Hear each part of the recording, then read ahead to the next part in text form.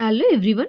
এটা হলো একেবারে ব্যস্ততম দিন। সকালে কফি খেয়ে বেরিয়ে পড়েছিলাম স্টেশনের উদ্দেশ্যে। আমরা যাচ্ছিলাম রায়াদির বাড়ি। ট্রেনে এত ভিড় ছিল, কোনো রকমে সিটে একটু জায়গা করে বসে পড়েছিলাম। যাওয়ার সময় নিয়ে নিয়েছিলাম বার্গার বানানোর কিছু সরঞ্জাম। বাড়িতে পৌঁছেই খেয়েছিলাম স্প্রাইট। যেহেতু ব্রেকফাস্ট করে যায়নি তাই খেয়েছিলাম লুচি আর তরকারি। তারপর খেয়েছিলাম থামস আপ আর একটা তেঁতুলের ক্যান্ডি। তারপর গল্প করতে করতে সবাই মিলে খেয়েছিলাম অনেক কটা ফ্রুটস।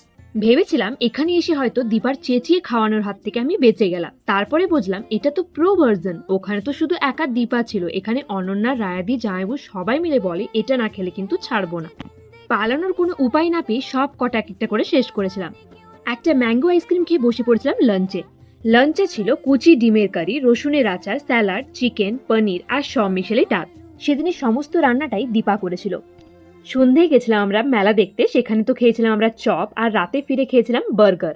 আমি তো অবাকই হয়ে যাচ্ছিলাম এত কটা খাবার আমি একা কি করে খেয়েছিলাম।